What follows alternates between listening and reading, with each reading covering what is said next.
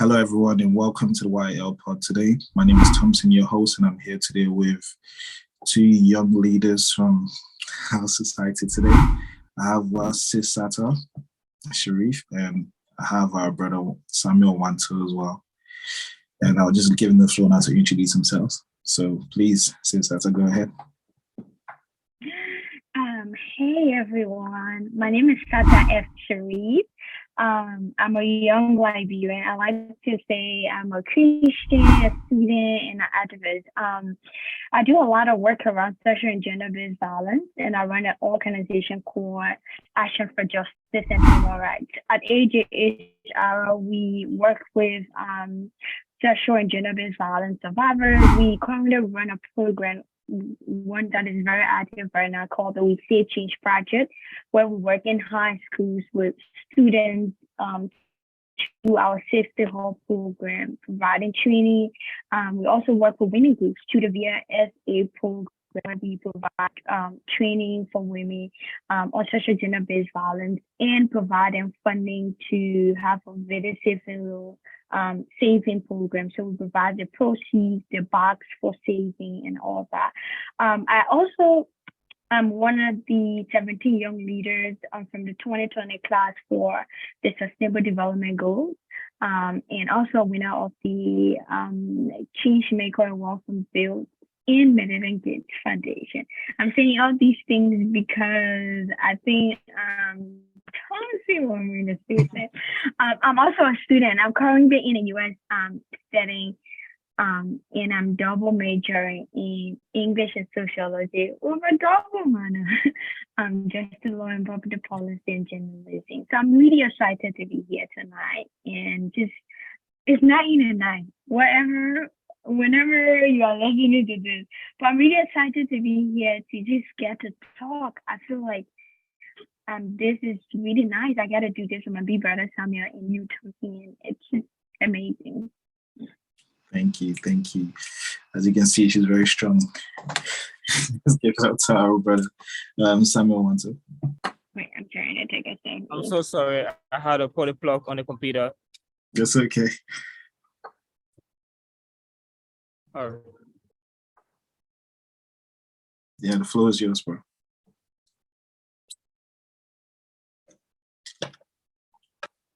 All right. Hey guys, my name is Wantoe.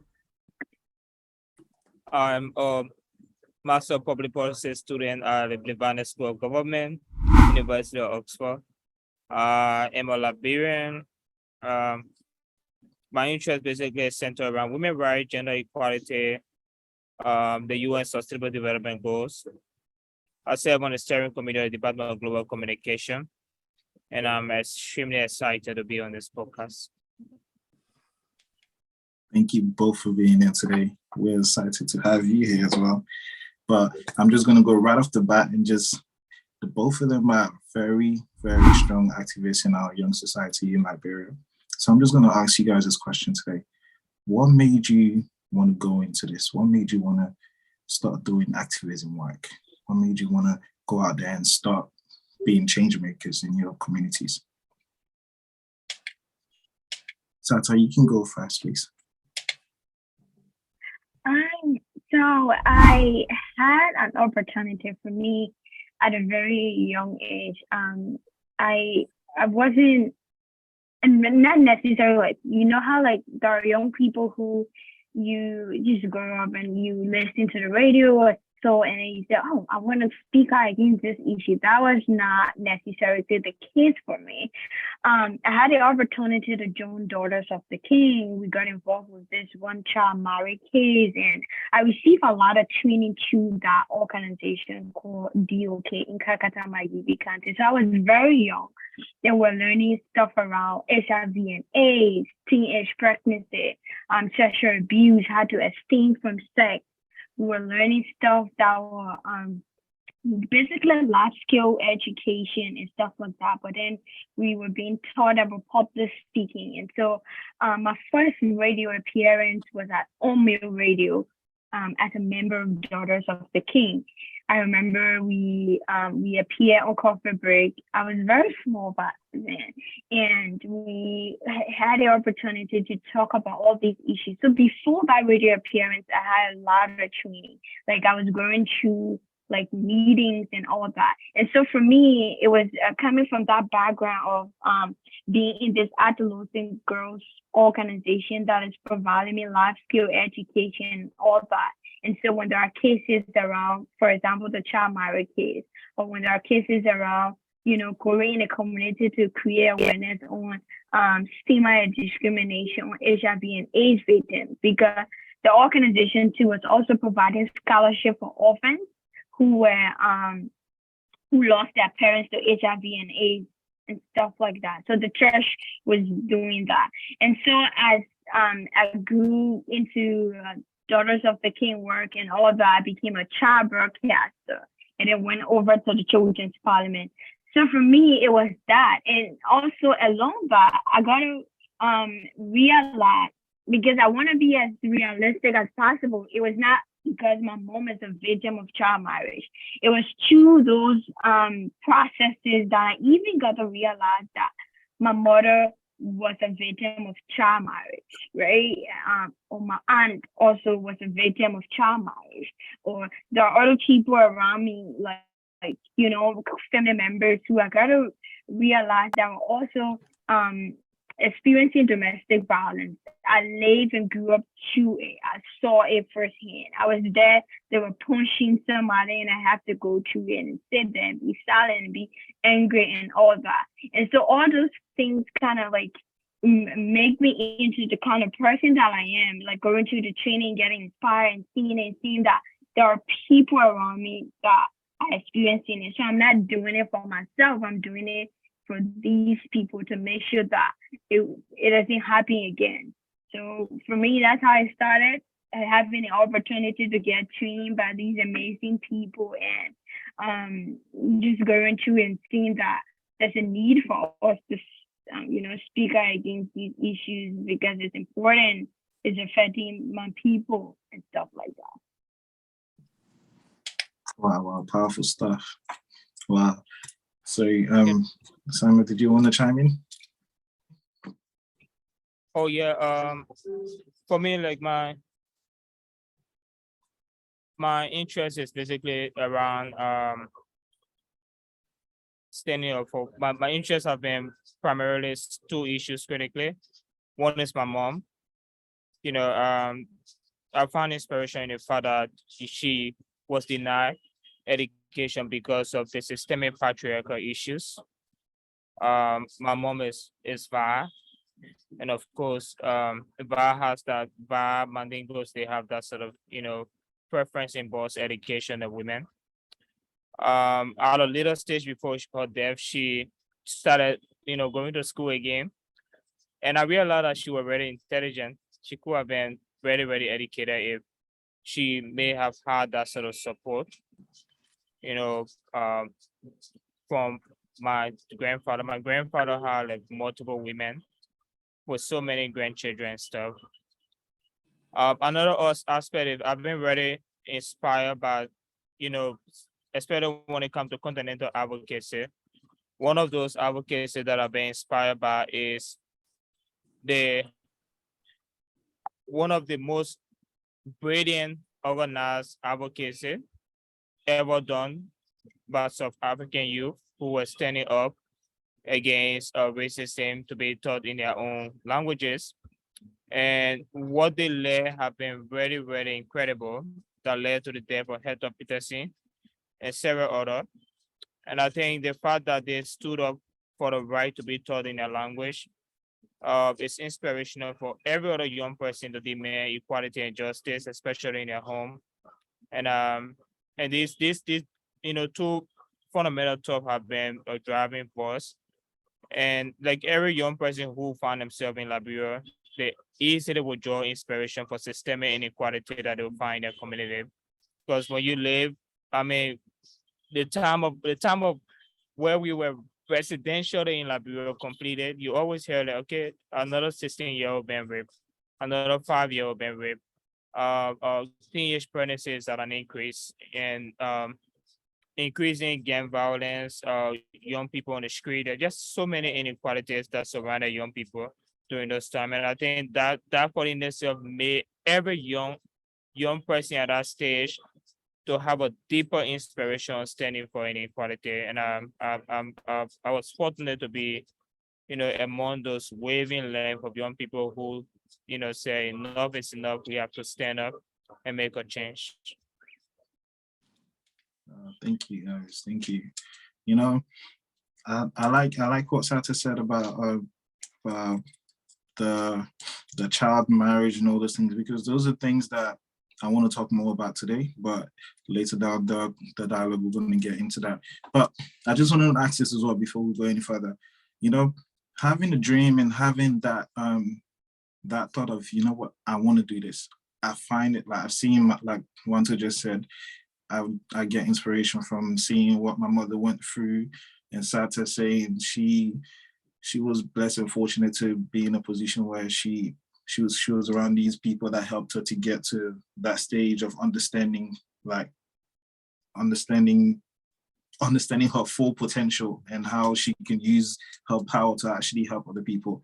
So it's okay to have that mindset, but I know it's not easy to be someone that speaks out. Like, just tell me some of your experiences you had, like with having to speak out and being shut out and being shut down or shut out by people like people in authority, people in high places that don't want to actually want to take your voice away.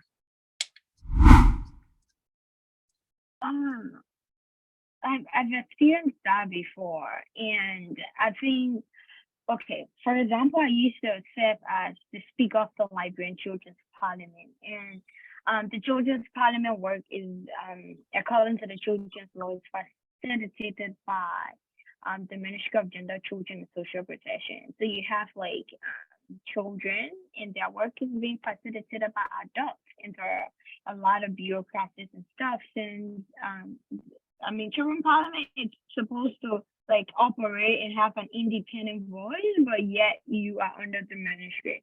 And so there were, of course, instances where we couldn't, like how that you can't speak out against this thing because it's almost like you attacking the Ministry of Gender in a way.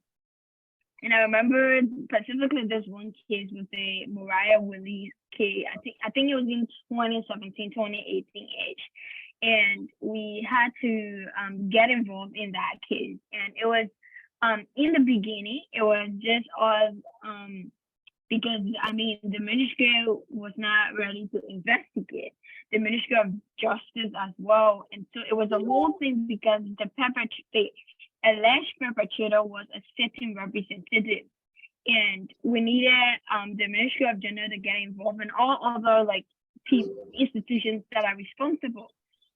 So how do you go from, we want you to investigate with the session of literally going against, because if the other people are saying, there's nothing much in this case, there's nothing much to do and stuff like that, and we're just a bunch of children, and so it meant we had to organize protests and stuff. After one of our colleague Keita, by the time he went and made a statement, and the representative issued a writ of arrest for him. And so also the Children's Parliament felt that the case Keita was not wrong for going to Capitol building to protest, because the case needed to be investigated, and people were not paying attention because of the political interest involved. And so we organized protests at the Ministry of Gender, where the Children's Parliament office is located. If you get what I'm trying to say, like it's like you're going against the system to get the system to do their job. And I remember we did a protest at the Ministry of Gender, the police office, and then we went to Capitol building. And after a couple of time, investigations were conducted and all that. But yes, there have definitely been events and instances where I had to shut up.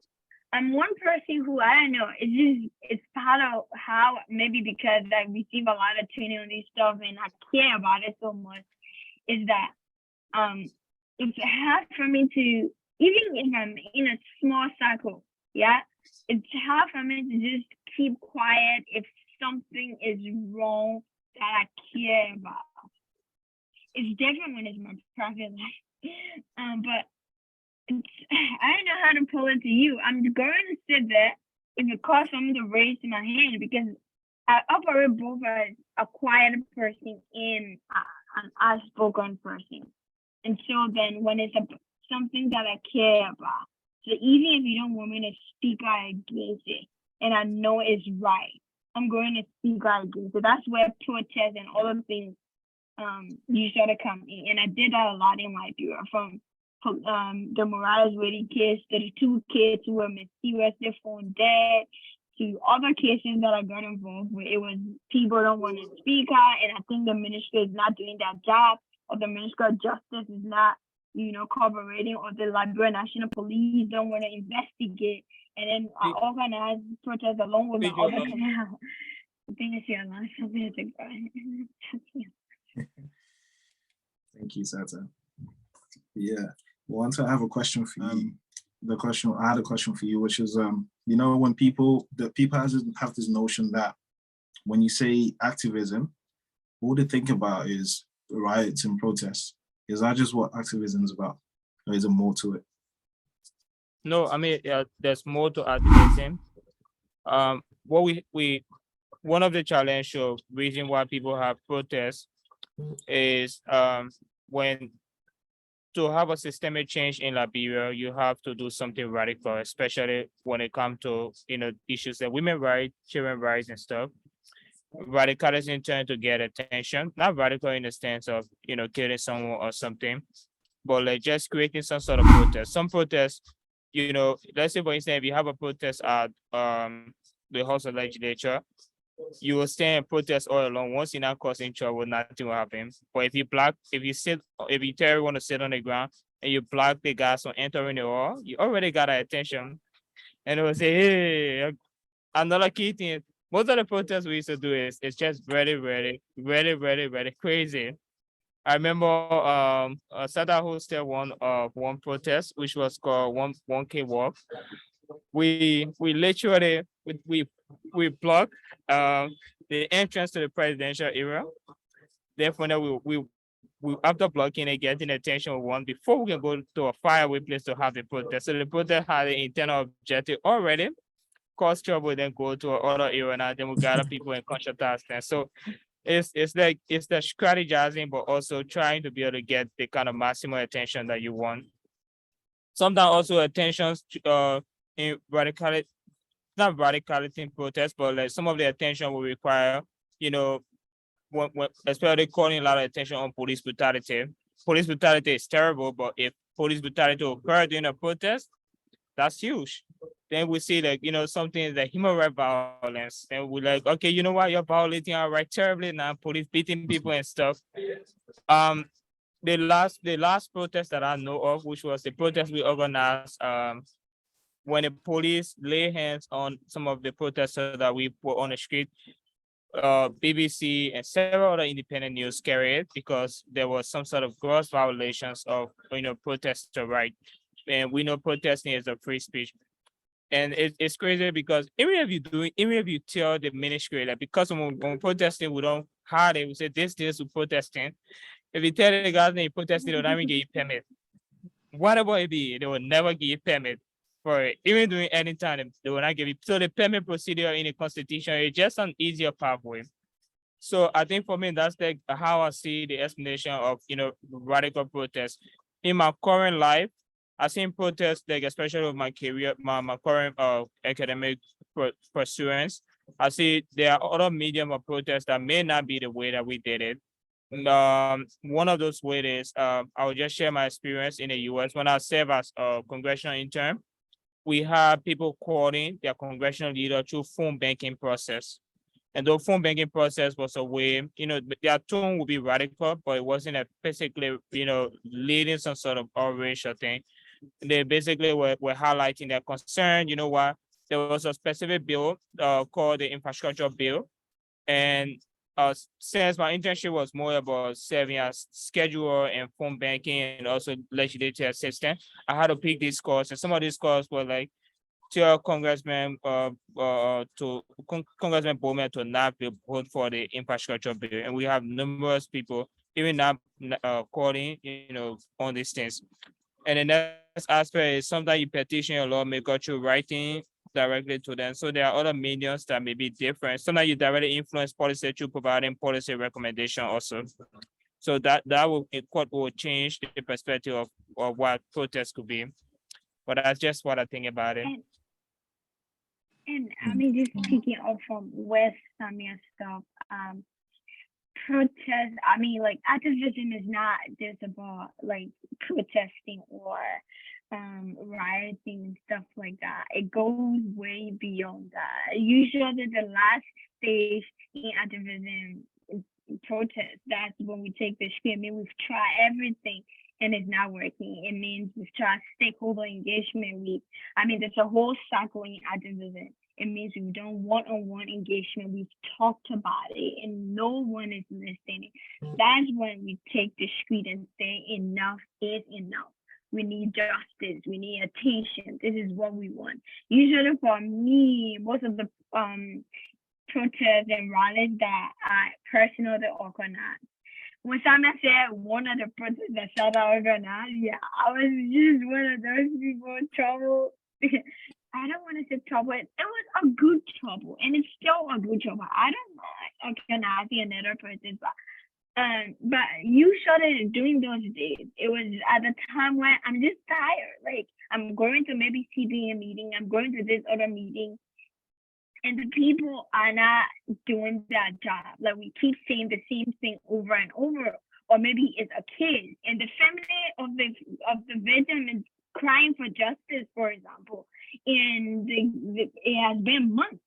The last protest, I remember we organized another protest around 2 children that were killed. I mean, they were found dead mysteriously, and it took months.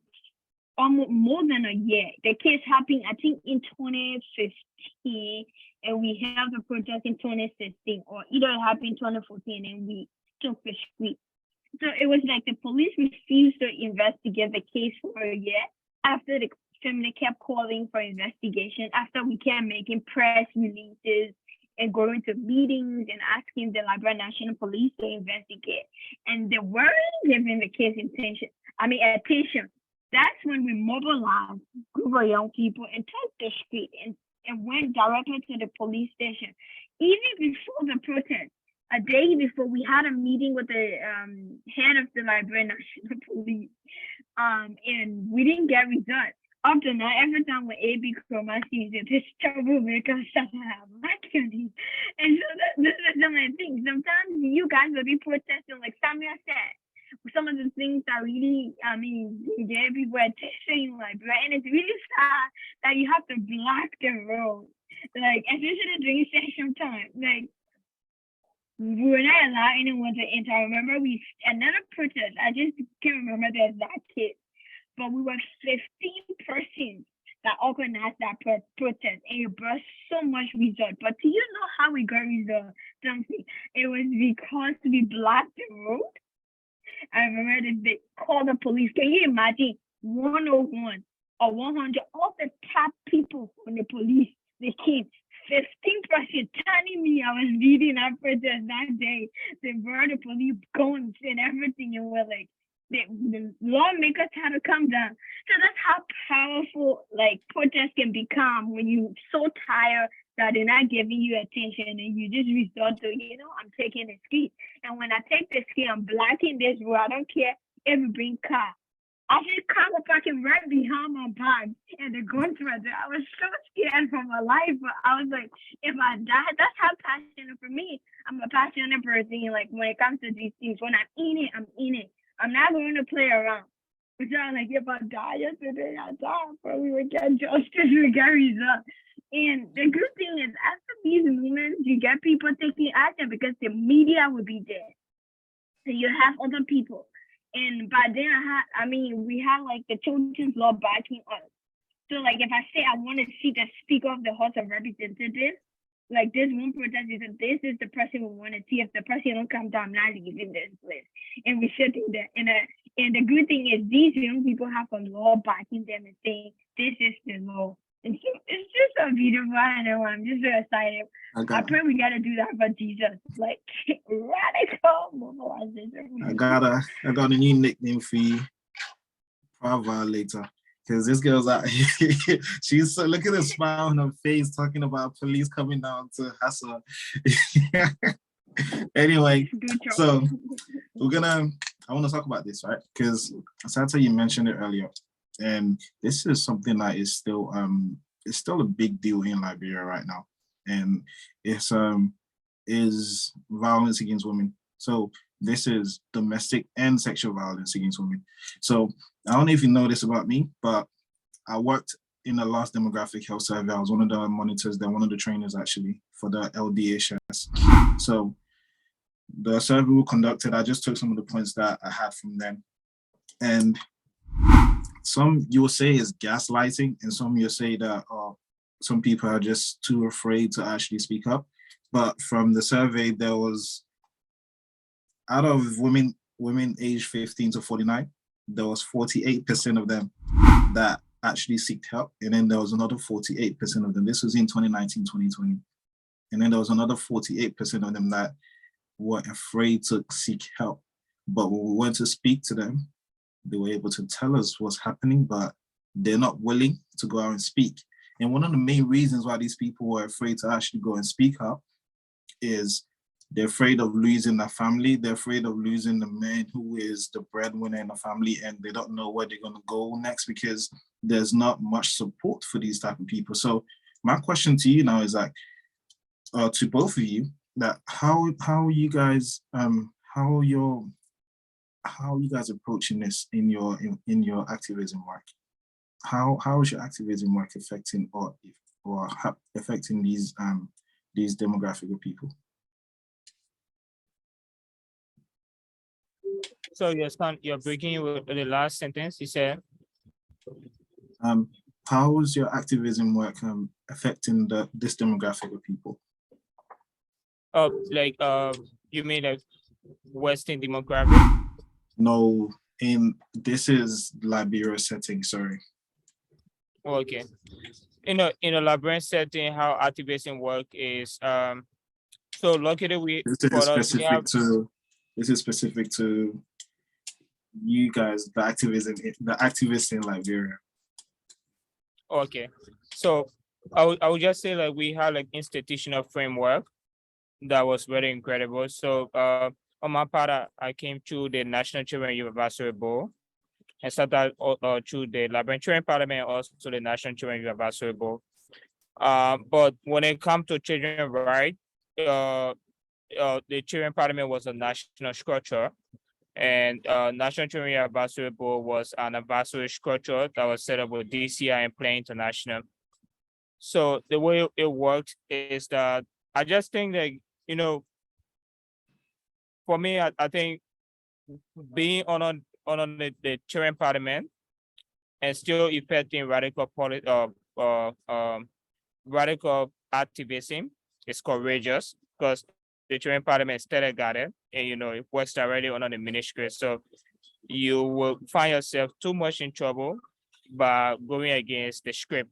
You know, the script is that exactly what the ministry wants you to know. Because bear in mind, if you're standing up against children's rights and saying, okay, they are increasing sexual and gender-based violence, you calling out the ministry directly that they are not doing anything. So they might serve as a bridge to impact your activism. Maybe they might be able to, you know, just create a coup or plot, or maybe withdraw support, make it dormant and all those things. For us, like with the National Children Advisory Board, we just didn't care because we had support. Our support were independent through Plan and DCI. So our activism were more like you know, collaborative and also independent. Okay. There's no activism. What I knew throughout the time is that people who were like leading different structures and role where we collaborated instantly. Maybe Satta was, hey, I got a protest, so let's go there. We joined the protest, we supported. Sometimes Keita will have a protest. Oh my, I got a protest, let's go there, and then we join. And all of these things that we did were just centered around one goal and objective to ensure that we bring up that sort of very clever awareness onto the issues of increasing sexual and gender-based violence across Liberia. The way the process works, if you want to have the actual process they provide, let's say if you want to have a protest, you should go through for the permit as per the Constitution. After the Ministry of Justice grant you a permit, then you have the right to be able to take the street. I can't remember any time we ever got permit for any protest. We just you wouldn't get a permit whether you apply for it or not. But it was just like, you know, we ready. For me, like I would say all of what we did was not that we were very schooled or taught on how to protest, but the fact that we cared about these issues created a sort of internal passion to lead something. And that passion was powerful enough to just, you know, commit ourselves to different things. There's a lot that has to do with mobilization, input with standing up for being an activist in Liberia. You have to be able to rally your peers to find true essence on why they should be able to support what you are doing. You have to beyond just that, you have to do a lot of social media engagement and publicity. So for the protests we had, we started organizing. We had a first meeting online. The last protest, I was in person. Most of us who organized were in the diaspora and were just organized in the diaspora.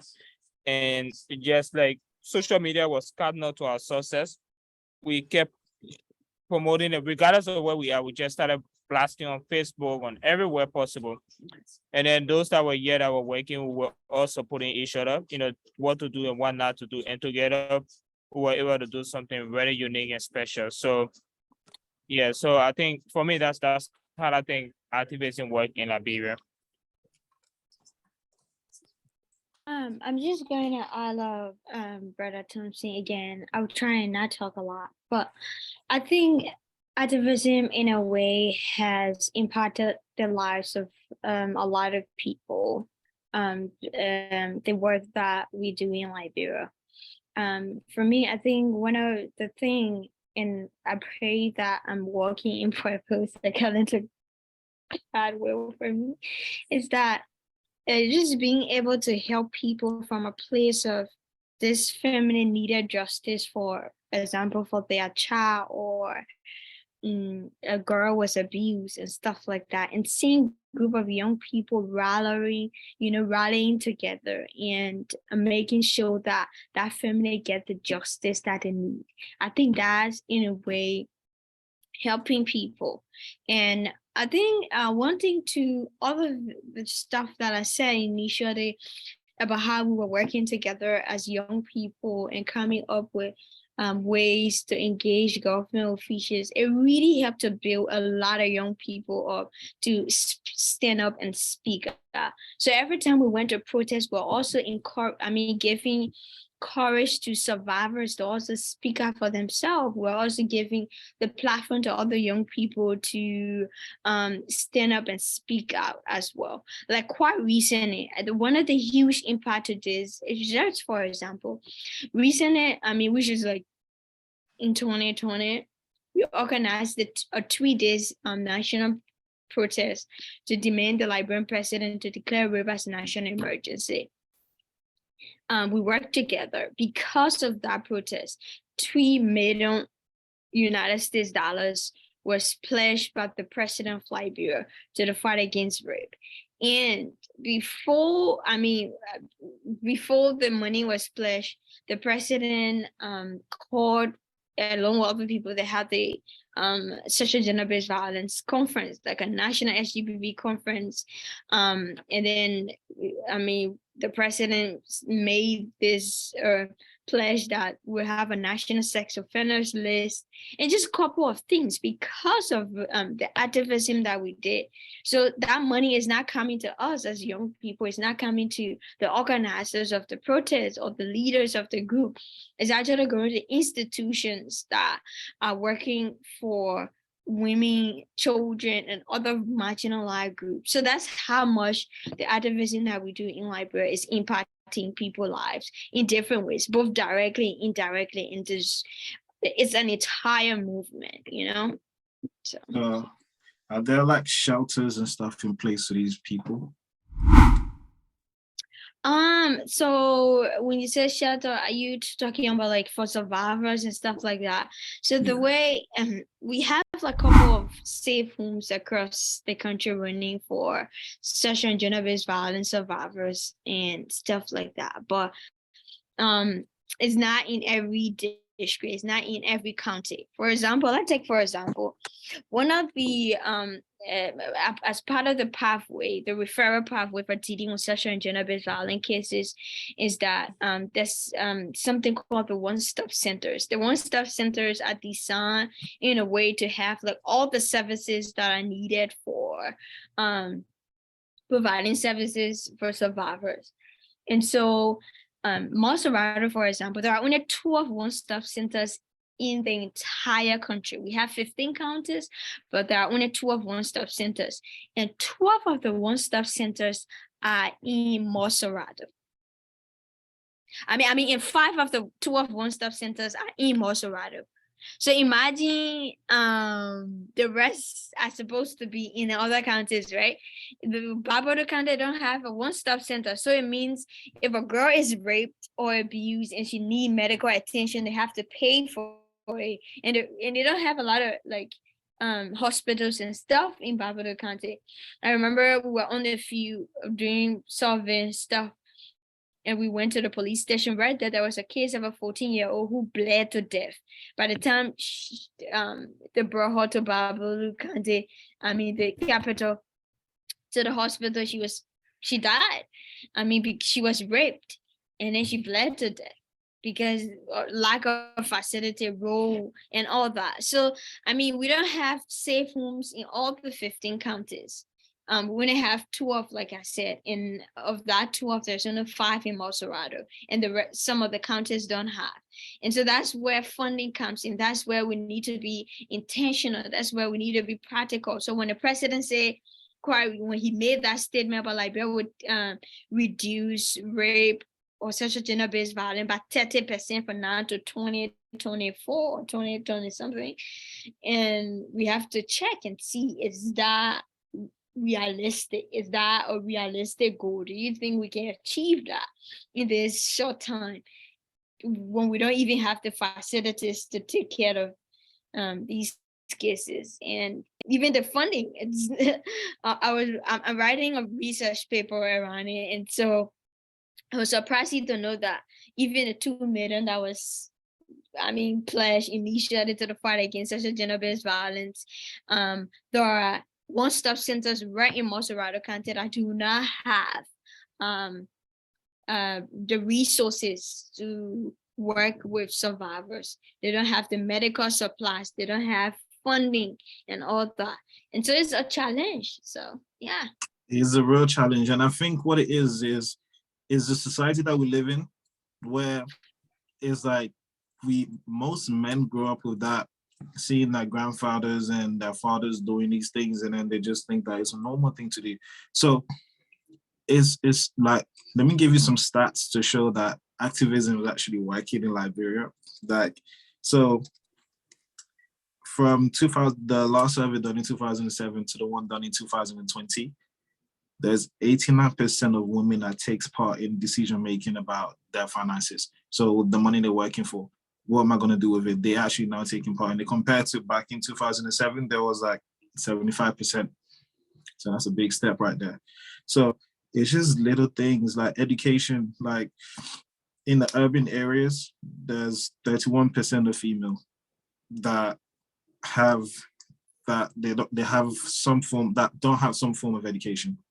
but in the rural area, there's 57%. So it still struggles back in the rural areas, but there's big steps going on compared to what it was back in 2007, which was much less, 21% and 41%. So it's a gradual process, but there's progress there. So that's a good thing.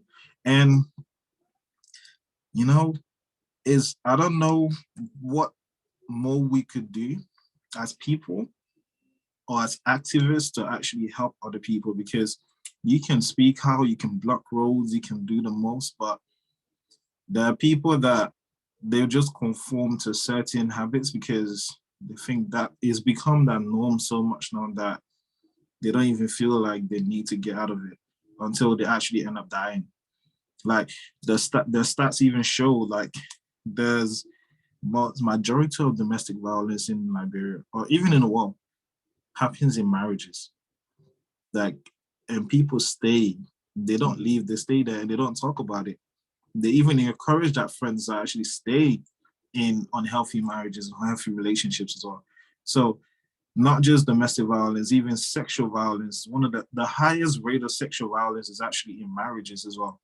Like they report that 9% of, it's 60% of them, of the women between 15 to 49 in marriages experience sexual violence. And the last perpetrator that they mentioned was the one that gave them that did this act to them was their partner.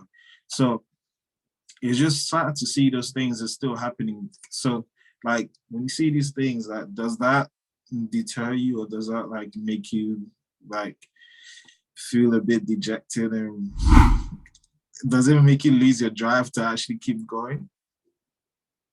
No, I mean, if I'm being realistic, right now I'm not very active on organizing and stuff like that because I'm in school and I have all these work to do. But for me, as a person, I think the fight against sexual gender-based violence or rape or whatever angle you want to take it from, it should be everybody's business. It shouldn't just be because Satta Sharif is speaking out about it, or because Satta Sharif called herself, or she's doing activism and stuff like that. The church will have to play a huge role. I mean, the religious institution, I think they need to get involved so much. Pastors need to start standing on the pulpit and talking about domestic violence. Imam needs to start talking about it. Like all the people where people think that, this is now a conversation we should have here. That's where people need to be having these conversations. Like you said, a lot of the violence is happening in marriage, it's happening in institutions at home and stuff like that. So how do we get people? How do we change behaviors? How do we continue the conversation for us to stop? Because even like you said, we can organize all the protests, we can do all the things we are doing right now. If everyone is not playing that part and doing something about these cases, or at least discouraging behaviors that tend to encourage sexual abuse, we keep coming back to this. We keep coming back to it. So I feel like we've reached a point where we have to engage the fight from all angles. Everyone needs to get involved. Everyone needs to start using their platform. Even if you don't consider yourself an activist or someone who is passionate about any violence against women, you need to talk about it because children are being abused. Look at what happened recently with the 16-year-old boy who went and paid for sex with this prostitute, and something happened along the way. He got angry and killed the lady. He's 16 years for having sex. A 16-year-old child, according to the children's law of Liberia, he's under the age of 18. He's a minor. And so like when I saw that he was arrested and taken to the prison, I was like, what happens then to the children about treating children. I mean, he should be in the juvenile thing. And all those things is just so hard, because I read something today, and I like how the pastor, he kind of said it. I'm saying, I'm not trying to bring the church to this conversation, but I like how he kind of talk about the kind of seed that we sowing in society.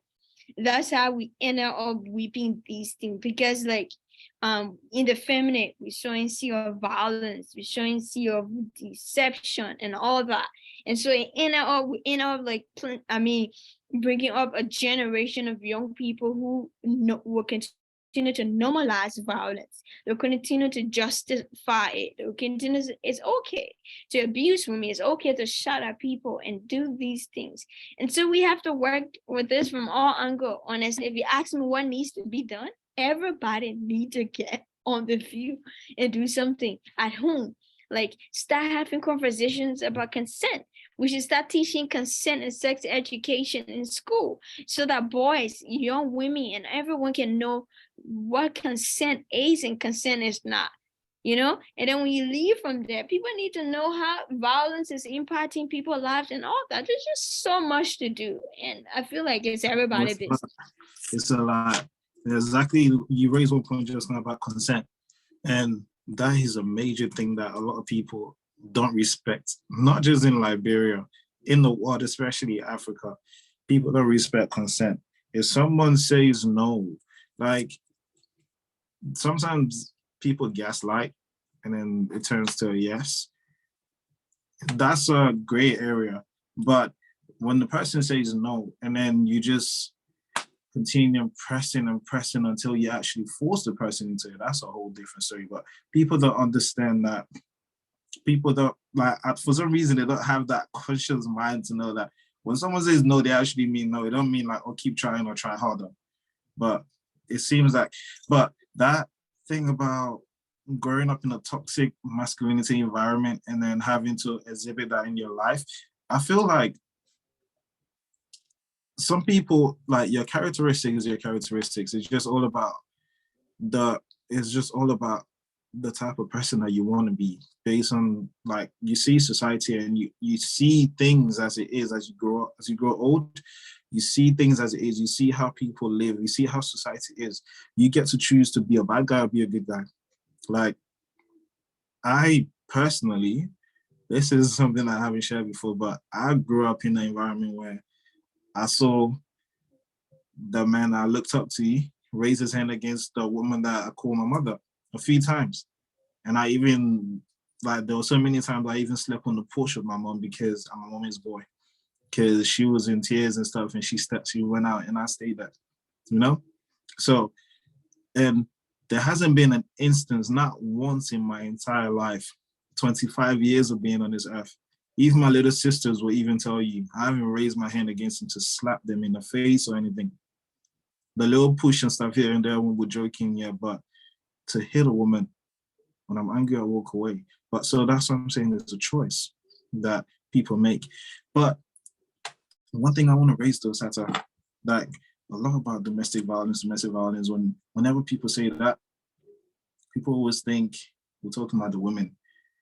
But the whole time I was in Liberia, maybe I didn't go to the right corner, but I never saw or I never heard about any group actively out there fighting the cases for men that are being abused, not just physically, mentally, emotionally abused.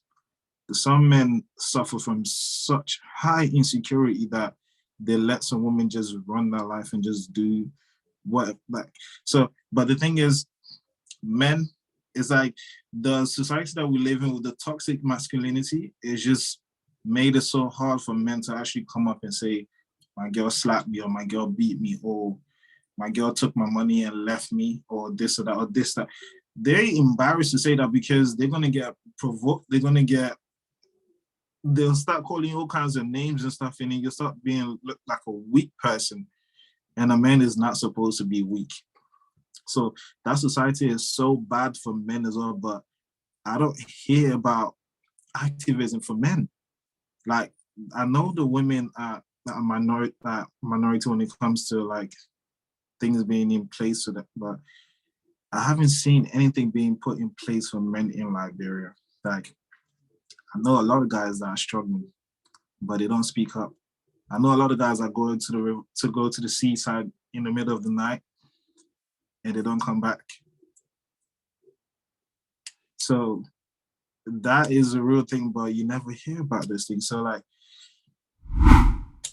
sorry, Wantoe, welcome back. It's the kind of society that we are in. Like, we tell boys to be strong and not cry and not show their emotions and stuff like that. When in actuality, that men go through things. And Go I through just, things. I mean, as a person personally, I'm just here. I'm like, I don't want my brother to be experiencing pain and he don't have anyone to talk to, or like my somebody should go through that and the person don't have like someone to talk to because of how society have made it seem. And it's kind of sad. Like when you were talking, I was just sitting here and thinking, I'm like, wow, yeah, true, you're right, sir. These are questions. These are things. So the work that we do at AJHR, I just pray that it's not just restricted to women, and that's what we're trying to do now. Yeah, Is you need to think integrate. I get need to give everyone you. involved and stuff I need to like that. give. I need to give a quick. I need to give a quick. I need to give a quick personal experience on here before we go anywhere else. There was one time I told my guys in confidence that this girl tried to have sex with me when I was drunk, when I was a little bit intoxicated and I wasn't fully in control of myself. And I told her no, I wasn't having it, and she still stripped me. And yeah, but it didn't get to that point because She stripped naked. stripped me naked and tried everything she could, but my mind wasn't in the place of like actually I wasn't. What year was it? I didn't want to.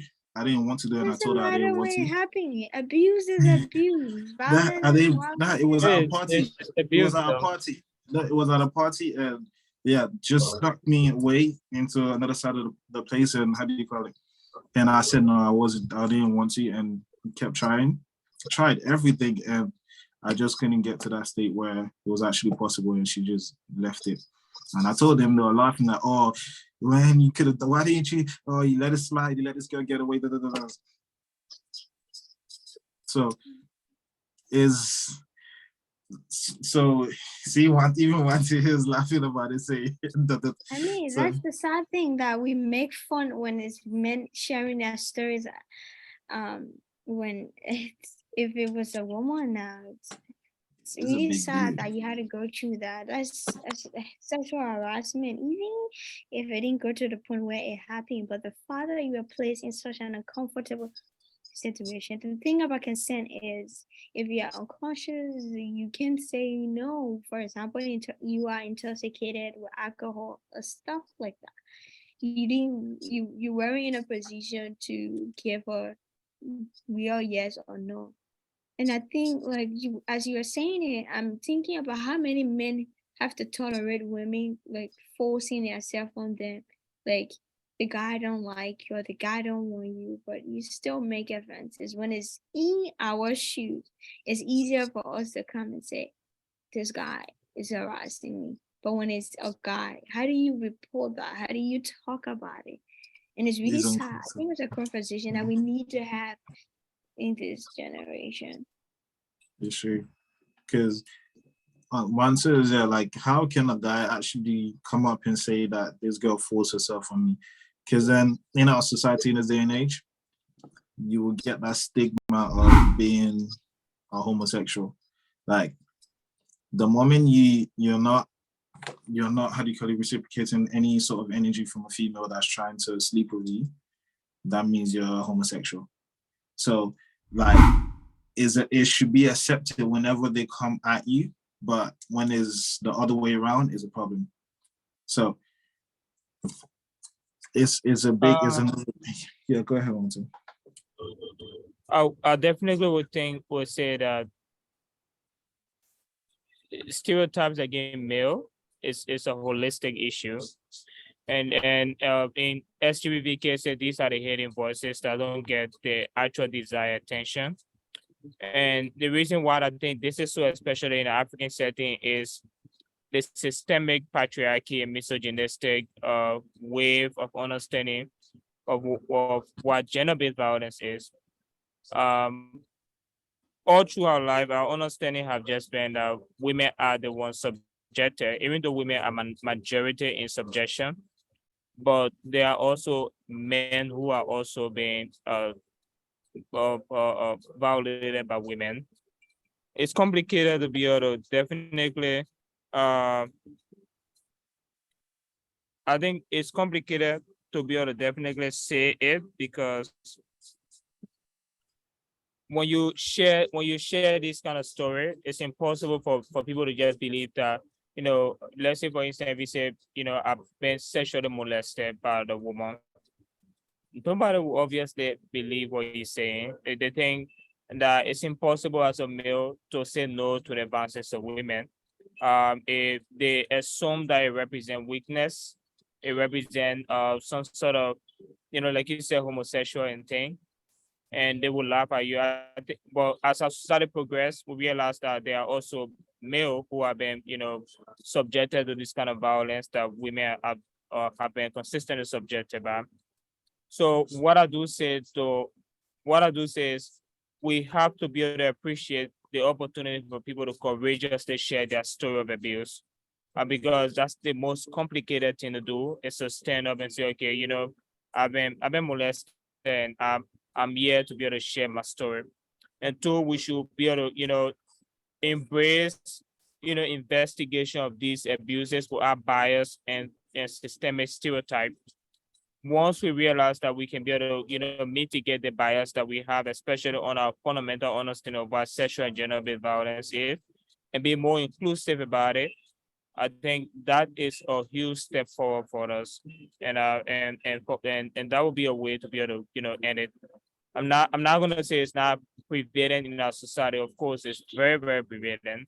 I remember we were on a call one time, and one of our colleagues shared his story, and there were most, even the women were, the girls who were on the call, they were like, oh, oh, oh, because like people see as opportunity, like if a girl come to you, like, it's opportunity for you to do something. That, so I think we have to change that with more awareness, and also ensure that investigators don't have that sort of bias in these cases. Thank you for that, bro. But yes, exactly right. So all these things, I was just trying to use that story to just shine more light on the importance of activism. And yeah, because usually, like I said from the beginning of this pod, when people hear activism, that notion is protests, riots, and stuff. But this is what activism does. It shines light on things that are hidden in the dark.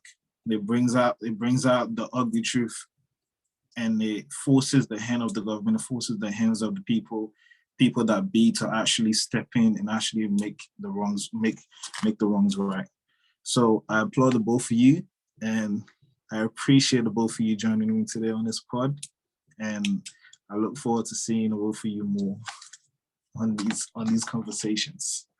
Thank you so much, Brother Thompson. It was just really nice having this conversation with you, and talking all the things we got to talk about. And I hope that we continue this conversation beyond us just coming on this platform and talking, because these are really important issues that I believe a lot of young people could learn from, and not just learn from it, but like use it in their day-to-day life, especially consent. I mean, the conversation around consent is important, like allowing for men to speak out to and share their abuse. Like if there are men who are being who are going through a lot and they really don't just get to talk about it. And I just pray that we continue to provide more safe spaces for these conversations, and that it will serve as another form of awareness to around sexual and gender-based violence, because so much is happening in Liberia. We need to go beyond just protesting and demanding and saying enough is enough, to actually getting to do the job and taking this conversation beyond the streets of Monrovia to the churches, to the mosques, to small gatherings, to our WhatsApp group chats and all that, because we need to end this. It's not just affecting today's society, it's affecting young people, it's affecting children that are coming up. The 16-year-old boy we just talked about, and other children that are growing up and seeing these cases and thinking that it's normal when it's not. Sexual and gender-based violence is not a normal thing, and we shouldn't encourage it or justify it. But thank you so much. It was an amazing time. Wantoe? Okay, I just want to appreciate you for giving us this privilege. I think it's an exceptional opportunity to talk about these issues. And and it couldn't have been very amazing. You acknowledge gender sensitivity, both male and female.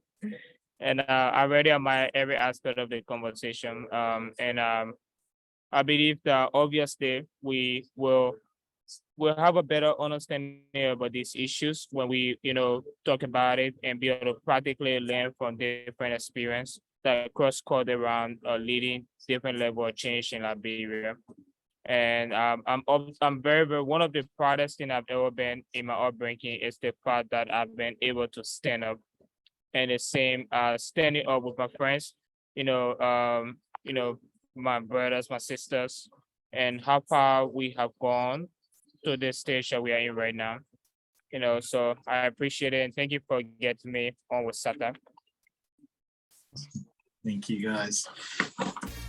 We want peace in Liberia.